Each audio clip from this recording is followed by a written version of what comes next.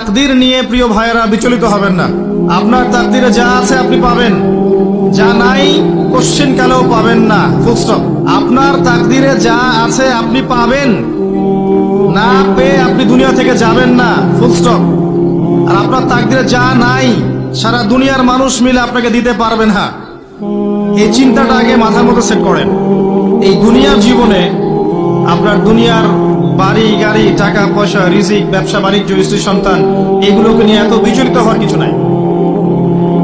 আপনার আমার তাকদীরে যা লেখা হয়েছে এর একটা দানা আপনি বেশি খেয়ে পৃথিবী থেকে যাবেন না। আর আপনার আমার রিজিকে যা আছে তার এক চুল রেখে আপনি দুনিয়া থেকে যাবেন না। এটাই চূড়ান্ত সত্য কথা। আপনি ঘুষ খান আর সুদ খান আর দুর্নীতি করেন আর মানুষের সম্পদ আত্মসাৎ করেন না কেন, যতটুকু লেখা আছে আপনার তাকদীরে এর বেশি আপনি কিচ্ছু পাবেন না। আর আপনি হালালে থাকার জন্য যতই কষ্ট করেন, হালালে আছেন, সবজি বিক্রি করে খাচ্ছেন, আপনি ছোটখাটো ব্যবসা করছেন, মানুষ আপনাকে দাম দেয় না, আন্ডার এস্টিমেট করে, গরিব বলে, ফকির মিসকিন বলে, কিন্তু আপনার তাকদীরে যা আছে আপনি সেটাই পাবেন, এর বেশি আপনি কিচ্ছু পাবেন। হুয়াল আউয়ালু ওয়াল আখির, আল্লাহ পাক প্রথম এবং আল্লাহই শেষ। কুল্লু মান আলাইহা ফান ওয়া ইয়াবকা ওয়াজহু রাব্বিকা যুল জালালি ওয়াল ইকরাম। প্রত্যেকটা বিষয় ফানা হয়ে যাবে, কিচ্ছু থাকবে না। এখন আপনি পৃথিবীতে যা দেখছেন এগুলোর কিছুই থাকবে না। প্রত্যেক মানুষ, প্রত্যেকটা জিন, প্রত্যেক উদ্ভিদ, প্রত্যেক এই প্রাণী, আকাশ, মহাবিশ্ব, গ্রহ নক্ষত্র, চন্দ্র সূর্য, সমুদ্র, পাহাড় পর্বত, বিশ্বনেতা, রাষ্ট্রনেতা, সমাজ নেতা, পরিবারের কর্তা, অর্থনৈতিক নেতা, সবাই মারা যাবে, সবাই শেষ হয়ে যাবে, কিচ্ছু থাকবে না। এই বিষয়টা আগে ভালো করে হজম করতে হবে যে আমরা এখানে থাকতে আসিনি, আমরা এই দুনিয়ায় থাকতে আসিনি, আমরা এখানে এসেছি চলে যেতে। যার মনের মধ্যে এই কনসেপ্ট থাকে সে কখনো আল্লাহ পাকের বিদ্রোহী হতে পারে না, সে কখনো আল্লাহ দ্রোহিতা করতে পারে না, কুফরি করতে পারে না, শিরক করতে পারে না, আল্লাহর অবাধ্য হতে পারে না। যার মনের মধ্যে এই চিন্তা বদ্ধমূল যে আমি এখানে থাকতে আসিনি, আমি এখানে মুসাফিরের মতো এসেছি, গাছের ছায়ায় বিশ্রাম নিচ্ছি, বিশ্রাম নিয়ে শেষ হবে চলে যাব।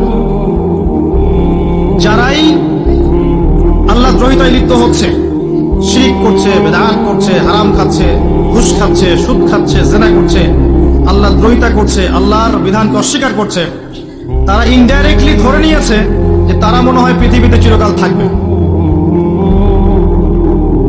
কারণ যদি কিয়ামতের মাঠের কথা তাদের স্মরণ থাকতো তারা কখনোই কাজগুলো করতে পারতো না, পারতো? এবার আসেন, আল্লাহ পাক কলম সৃষ্টি করে তাকদীর লিখেছেন, অতএব তাকদীর নিয়ে প্রিয় ভাইয়েরা বিচলিত হবেন না। আপনার তাকদীরে যা আছে আপনি পাবেন, যা নাই কোশ্চেন কালেও পাবেন না, ফুল স্টপ।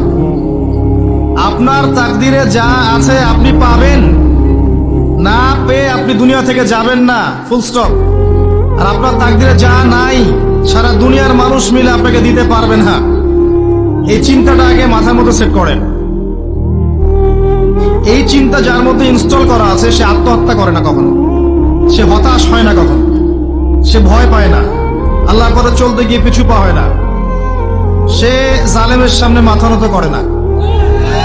যার মাথায় এই চিন্তা আছে যে আল্লাহ যা লিখেছেন এটা হবে, যা লিখেন নাই সারা দুনিয়ার মানুষ মিলে সেটা হবে না, সিম্পল। এর মধ্যে আল্লাহ পাক পরীক্ষায় ফেলবে, ওই বিষয়টা ডিফারেন্ট। আমি অবশ্যই তোমাদেরকে পরীক্ষা করব, ভয় দিয়ে, ক্ষুধা দিয়ে, সন্তানের কি ইন্তেকাল দিয়ে, ফসলের ক্ষতি দিয়ে, সম্পদের ক্ষতি দিয়ে আমি পরীক্ষা করব। কিন্তু যারা সবর করবে এবং যারা এই কনসেপ্ট রাখবে ইন্না লিল্লাহি ওয়া ইন্না ইলাইহি রাজিউন, এদেরকে আল্লাহ পাক প্রশংসা করেছেন, ইনশাআল্লাহ এরা সফল হবে। আল্লাহ পাক তাকদীর লিখে ফেলেছেন, তাকদীর নিয়ে টেনশন করবেন না, রিজিক নিয়ে টেনশন করবেন না। এখনকার যুব সমাজের সবচেয়ে বড় টেনশন রিজিক। একটা জব, একটা ভালো জব, একটা ভালো ব্যবসা, সে সিকিউরড লাইফ চাচ্ছে, রিজিক নিয়ে চিন্তা করবেন না। আপনার কাছে যে রিজিক আছে এটা আপনার কাছে আসবেই ইনশাআল্লাহ। হয়তো সময় লাগছে কিন্তু আপনার কাছে আসবে ইনশাআল্লাহ তাআলা। আপনি হালালের উপর থাকবেন, ন্যায়ের উপর থাকবেন, আপনি অন্যায় পথে রিজিক সার্চ করবেন না। আপনার তাকদিরে যে রিজিক আছে আপনার কাছে আসবে ইনশাআল্লাহ।